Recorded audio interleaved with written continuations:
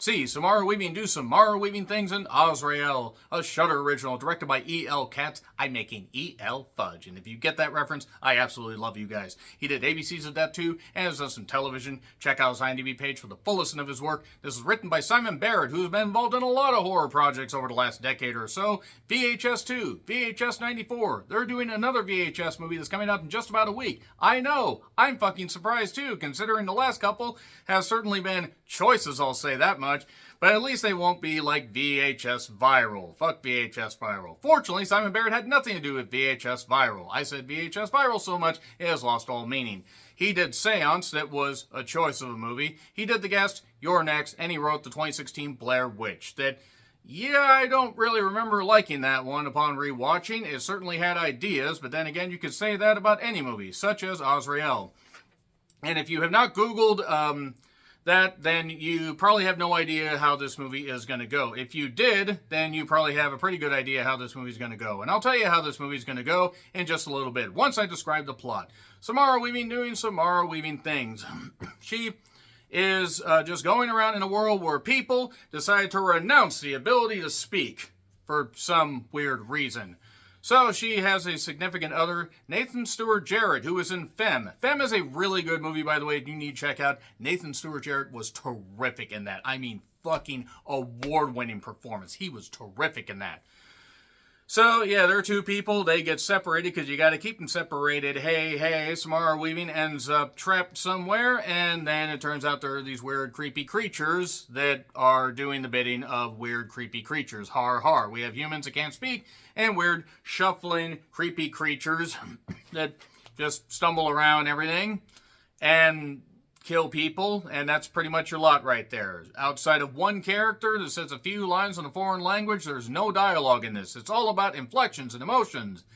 And while Samara Weaving and Nathan Stewart Jarrett are terrific goddamn actors, and I really hope that Nathan actually gets more meaty roles after the aforementioned Femme, you don't really get much else to go on. Now, you don't need much of a narrative if you have some fun in a horror movie. Unfortunately, this film works more as a concept or a short film than it does as far as an almost punishing 80 minutes long. This movie has multiple scenes that go on way longer than they need to, and it's endlessly padded somehow, despite the fact that it's only 80 minutes long. And yeah, I'm not going to lie to you, I didn't really have a great time with this, and I thought the trailer looked okay. I like Samara Weaving. I mean, Ready or Not, here I come. You can't hide. Hide. I even have Ready or Not on Blu-ray. And, you know, she was good in the opening of Scream 6, and then it took a Titanic tumble down a hill. But really, it's a simple story that's barely even a fucking story. And I'm keeping this as spoiler-free as possible before I get into anything, but if you checked out IMDb, you pretty much know where this movie's going to go, because if you look at how the characters and, you know, what actors are playing what characters, and there you go. I do want to shout out Vic Carmen Son. I don't know if that's how you say it, but good grief. Good grief. And you have a few other people. There are a few recognizable faces in this, but really it's about Samara Weaving being an independent horror movie. And while it's a neat little idea, the execution is pretty goddamn lackluster and bland. A basic bitch of a goddamn concept that just ends up meandering until it gets to its meandering conclusion. And it's like, oh, that's it? That's really it. That's where we're fucking going with it. So yeah, that's pretty much all I have to say right there before I get into spoilers. It's got a limited theatrical release. It's probably going to be on Shudder within a month. Give it a shot. Maybe you'll feel differently.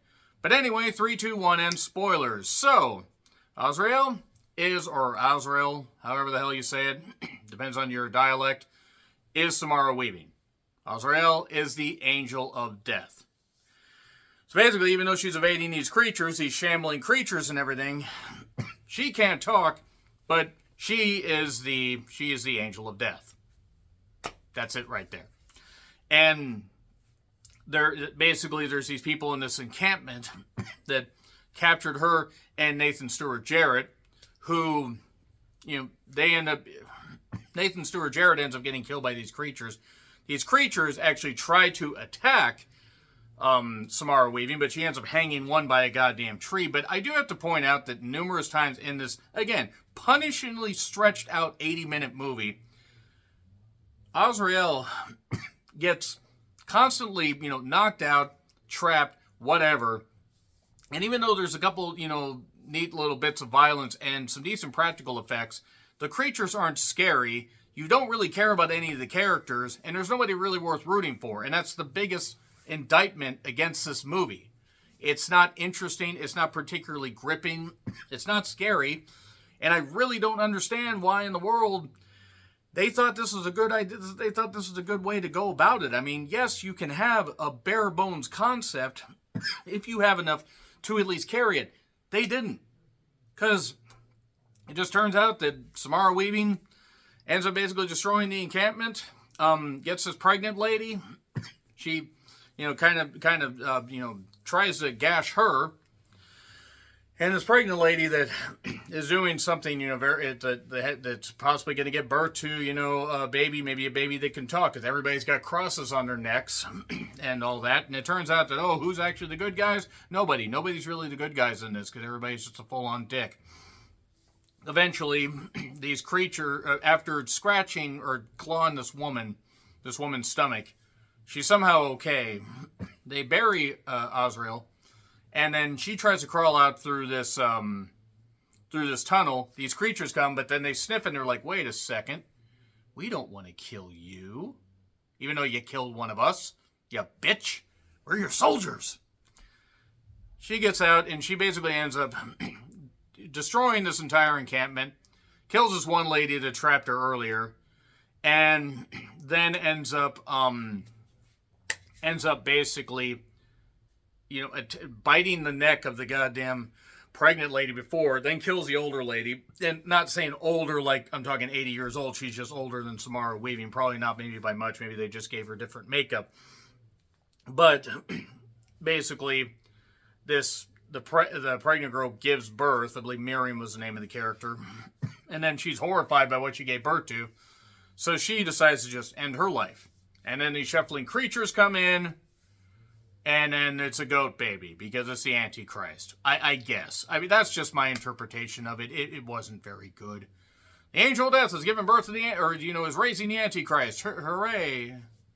Azrael, F. I'm sorry, F. It's not the worst thing I've seen this year, but it's not interesting. I was kind of laughing at it and also just shaking my head like, this is what they thought was good?